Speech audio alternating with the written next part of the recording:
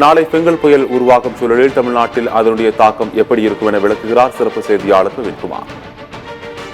Abraham, வணக்கம். இந்த ஆண்டுக்கான வடகிழக்கு பருவமழை தீவிரம் அடைந்திருக்கிறது என்றே சொல்லலாம். குறிப்பாக கடந்த 22ஆம் தேதி வங்கக்கடலில் உருவான காற்றழுத்த தாழ்வு பகுதியானது ஆழ்ந்த காற்று தாழ்வு மண்டலமாக வலுப்பெற்று புயல் சின்னமாக உருவாகி இருக்கிறது. இந்த புயல் சின்னம் நாளைய தினத்தில் புயலாக உருவாகும் என்றும், அப்படி புயலாக உருவாகக்கூடிய பட்சத்தில் அந்த புயலுக்கு பெங்கல் என்று பெயர் வைக்கப்பட்டிருக்கிறது. இது சவுதி அரேபியா பரிந்துரைத்த பெயராக இந்த பெங்கல் என்ற பெயரான இந்த புயலுக்கு வைக்கப்பட்டிருக்கிறது. இந்த புயல் நாளை உருவாகும், அதாவது அடுத்த 12 மணி முதல் 24 மணி நேரத்துக்குள்ளாக பெங்கல் புயல் உருவாகும் என்று வானிலை ஆய்வு மையம் கணித்திருக்கிறார்கள். அதற்கு முன்பாக தற்போது டெல்டா மாவட்டங்கள், அதே போன்று சென்னை உள்ளிட்ட பல்வேறு மாவட்டங்களில் பரவலாக மழை பெய்து வருகிறது.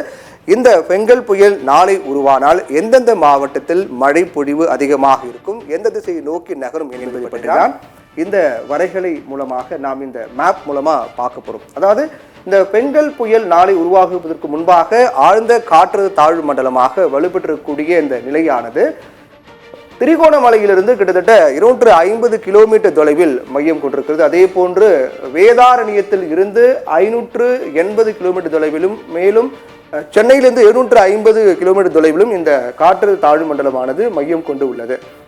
இந்த காற்று தாழ்மண்டலம் எந்த திசையை நோக்கி நகரும், அது புயலாக மாறும்போது எந்தெந்த மாவட்டங்கள் அதிகமாக மழை பொழிவு இருக்கும் என்ற கேள்வி பிரதானமாக எழுந்திருக்கிறது.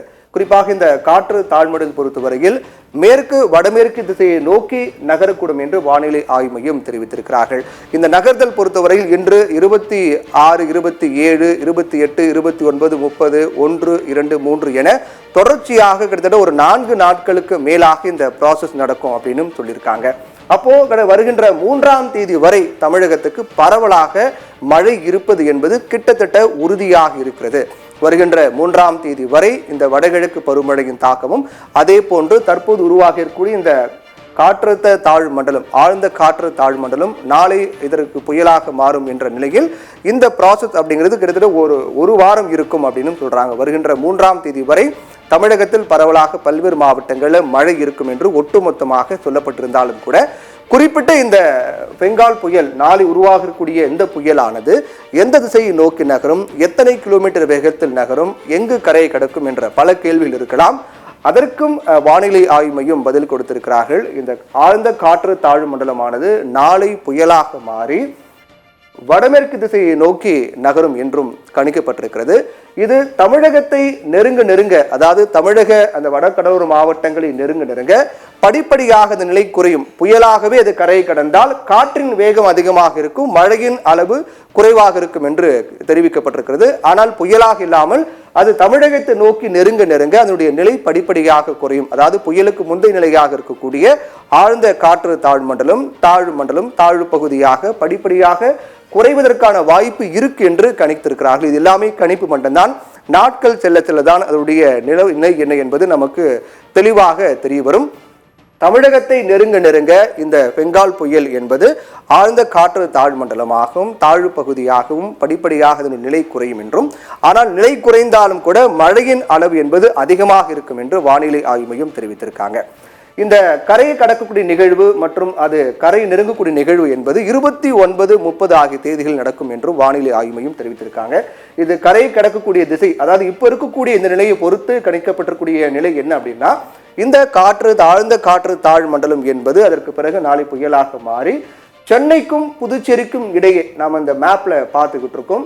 அதாவது சென்னைக்கும் புதுச்சேரிக்கும் இடையே இது கரையை கடக்கலாம் அப்படின்னு கணிக்கப்பட்டிருக்கு. துல்லியமாக அது எந்த பகுதியில் கரையை கடக்கும், அது கரையை கடக்கும் போது புயலாக கரையை கடக்குமா, அல்லது காற்றழுத்த தாழ்வு மண்டலமாக அல்லது காற்று தாழ்வு பகுதியாக கரையை கடக்குமா என்ற விவரங்கள் எல்லாமே வருகின்ற நாட்கள் 28, 29 ஆகிய தினங்களில் நமக்கு தெரிய வரும் என்றும் சொல்லப்பட்டிருக்கிறது.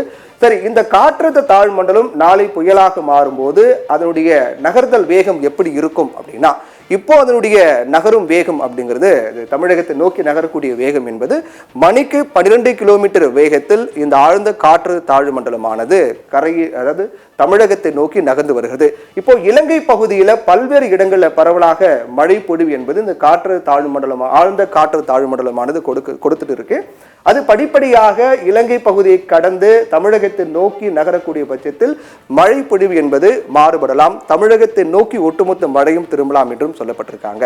குறிப்பாக சென்னை, திருவள்ளூர், காஞ்சிபுரம், செங்கல்பட்டு உள்ளிட்ட 11 மாவட்டங்களுக்கு மிக கனமழைக்கான ஆரஞ்சு அலர்ட் என்பது கொடுக்கப்பட்டிருக்கு. அதே போன்று டெல்டா மாவட்டங்கள் இருக்கக்கூடிய குறிப்பாக 3 மாவட்டங்கள் திருவாரூர், நாகை, மயிலாடுதுறை ஆகிய 3 மாவட்டங்களுக்கு அதீத கனமழைக்கான ரெட் அலர்ட் எச்சரிக்கை வானிலை ஆய்வு மையம் கொடுத்திருக்காங்க.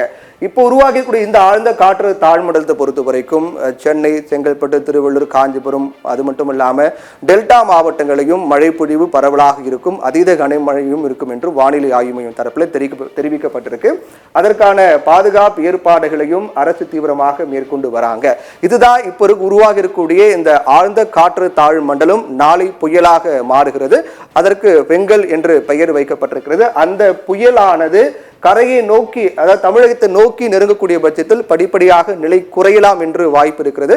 அப்படி அதனுடைய நிலை குறையக்கூடிய பட்சத்தில் மழையின் அளவு அதிகமாக இருக்கும்.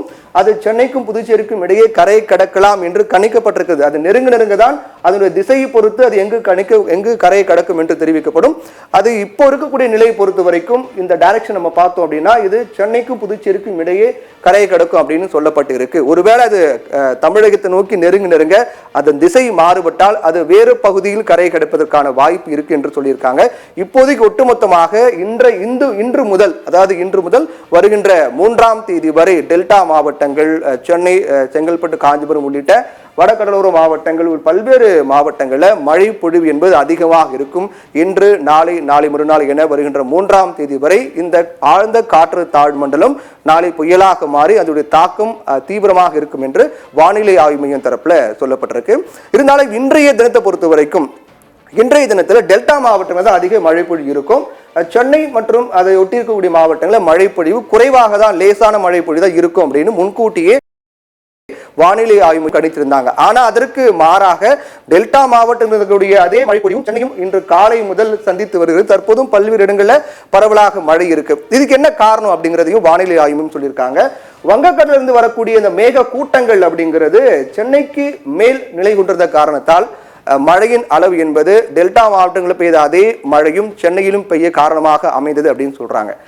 முன்கூட்டியே இதுக்கு முன்பாக தெரிவிக்கப்படும் போது சென்னையிலும் மழை குறைவாக தான் இருக்கும், டெல்டா மாவட்டங்களில் அதிகமாக இருக்கும் சொல்றாங்க. இப்பவும் அதான் சொல்றாங்க. இருந்தாலும் சென்னையில் அதிக மழைக்கான காரணம் பொறுத்த வரைக்கும் வங்க கடலிலிருந்து வரக்கூடிய மேக கூட்டங்கள் படிப்படியாக சென்னைக்கு மேல் பகுதியில் நிலை கொண்டிருந்தது. அதன் காரணமாக தான் சென்னையில் பரவலாக மழை இருந்தது அப்படின்னு சொல்லியிருக்காங்க.